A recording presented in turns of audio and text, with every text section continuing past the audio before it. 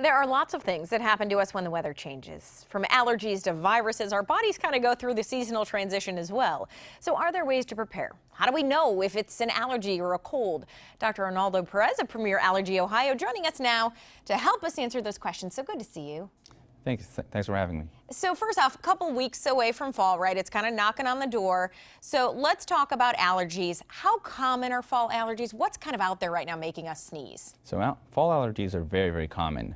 Some studies suggest that up to 1 in 4 people out there will be sensitized to something that's in the fall that could cause allergies. And if you already have some allergies already, say you have springtime allergies, the risk of having allergies to something in the fall is much, much higher. That could be as many as 2/3 of people who have allergies in the springtime will also be sensitized to fall allergens. So they're very, very common. Very common. Is it ragweed? What's out there? Lots of things? Yeah, the main culprit that's causing symptoms right now is ragweed. That's the main fall allergen that will typically make people miserable. Okay. It's not the only one. If you look at the pollen forecasts, I mean, you'll see that molds can also be high during this time.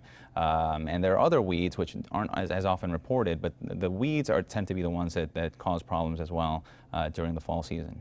And you mentioned looking at the pollen count. That's one of the things you can do to kind of help deter or help you prepare maybe for this. And there are a few other things that you can kind of do just around the house maybe to help you out, right? So what suggestions do you have for folks? So anybody who's having issues with the fall allergies can take several measures to protect themselves. The first one is, of course, to be aware of what you're allergic to. So somebody who just isn't sure of what's causing them, if getting tested is certainly a useful thing. And once you know that you're allergic to something in the fall, say that you know that ragweed allergy is your main thing, then when the pollen counts are high, keeping the windows closed, relying on the air conditioner is certainly a useful thing. If you're going to be outside, unfortunately, there's not much that can be done outside. But then when you go back inside, you can wash off your clothing. Remove your clothing, wash yourself off, take a shower.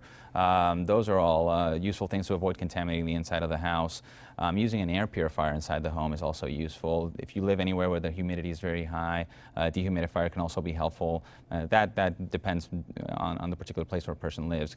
Using a dehumidifier can sometimes cause other allergic conditions to get worse. So that's something to discuss with a physician directly. Kind of have to gauge that depending on what you're allergic to. Absolutely. Okay, big question. Many people are going to ask, fall into winter, right? You start to get sick. You're like, am I allergic to something? Is this the flu? Is it a cold? What's going on in my body?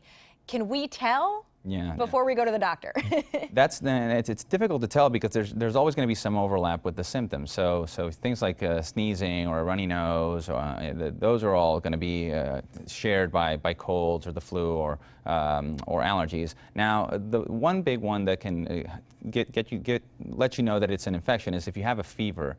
Generally, allergies are not going to cause fever.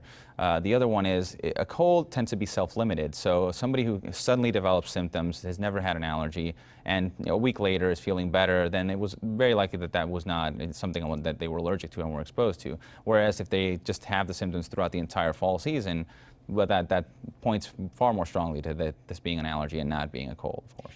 Now, I take like an over-the-counter allergy medicine, and this is just me. I kind of take it daily throughout the seasons. Is it safe to stop during the winter? I was kind of thinking like, winter things kind of die down, right? Is that a good time to kind of go off of it? It is safe to stop. If winter is not a problematic time for someone, then there's no need for them to take medication continuously throughout that time.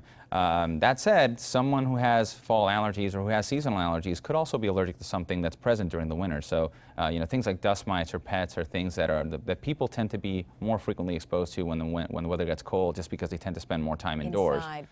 Correct. And so they may need to take them throughout that time. So it's one of the things where it varies from patient to patient as well.